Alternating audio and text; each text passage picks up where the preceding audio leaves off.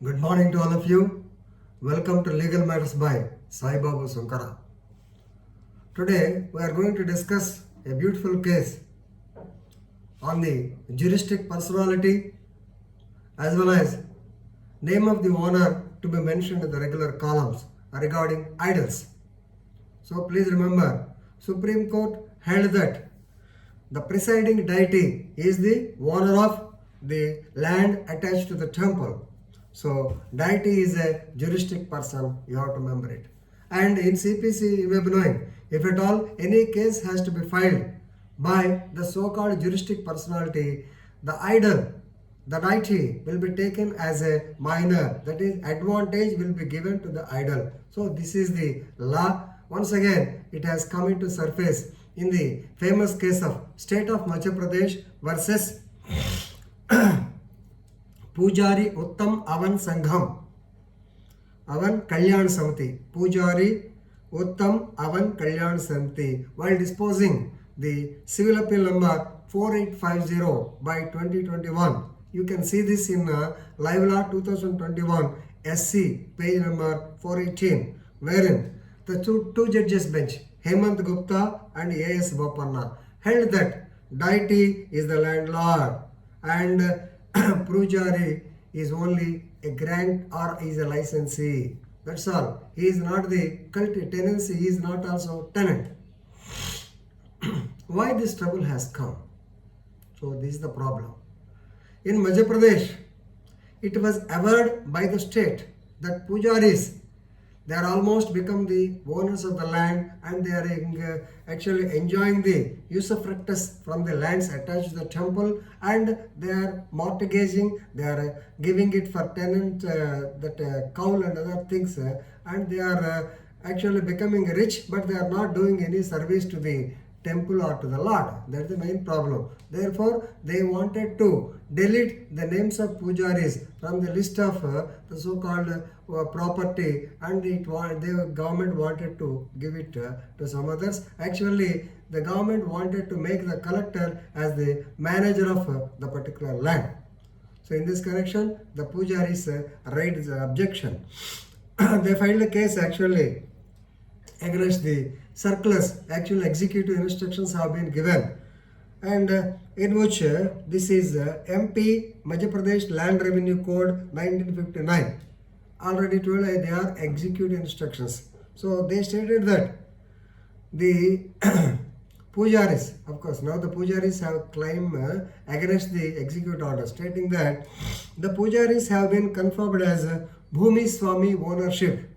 So Bhumi Swami means maybe tenant. Bhumi Swami ownership. So it cannot be taken away by the executive orders. This is the allegation, or this is the plea of the pujaris, right? But the High Court, of course, Madhya Pradesh High Court, it quashed the orders because they are against to the interest of the pujaris. Anyway, now the case came in favor of the pujaris. So therefore, the government of Madhya Pradesh, that is state of Madhya Pradesh, went in appeal to the High Court, went in appeal to the Supreme Court. Now the matter has come before the Supreme Court, right? Supreme Court held clearly that it is the law that Pujari is not Kastakar Mounshi. These are all Hindi words, I don't know. But that is tenant in cultivation. In English we can call tenant. So Pujari is not the tenant in cultivation or government lessee.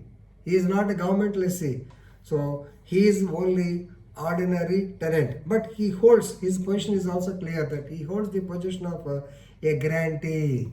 He holds the position of a grantee to manage the properties. So therefore, Pujari has to offer prayers by managing and manage the land. We can say like that. So Supreme Court referred in this connection Ayodhya, famous Ayodhya judgment also. Now, the second point is whether the land or the state can order deletion of Pujari from the revenue records and incorporate or insert the names of the collectors as manager of the temple.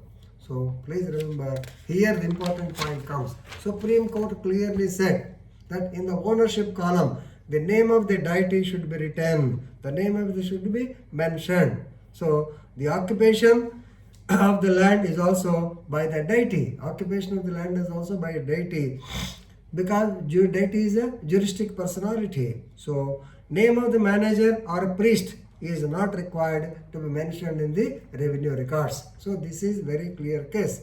So now, as far as the point is concerned, whether pujaris or the name of the collector should not be mentioned as the owner, as the manager.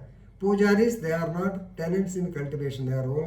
They are granted permission to manage the affairs of the temple. So you all know deity is a juristic person. Please remember, not all the deities. Suppose in our village there is a deity called as Polarama, but she cannot be juristic person. Please remember, the deities which were given prana pratishtha, that is prana pratiksha, I think some language they use. Idol after the public consecration, prana pratishtha. If it is done, then only it comes under the juristic personality. Are not all deities. This much please remember. If a deity has to file a case, it has to file a case like a minor in CPC. This was held in Yogendranath Naskar versus Commissioner of Income Tax 1969.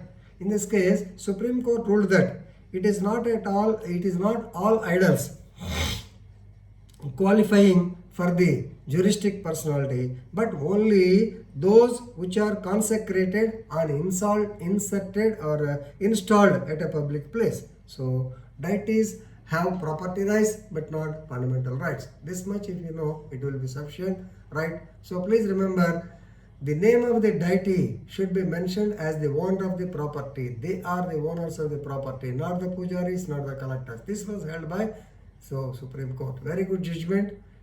We may come across, now and then we may come across this type of difficulties for this connection. For this only I am making this video. So please read the judgment and definitely you will enrich your knowledge. Thank you very much.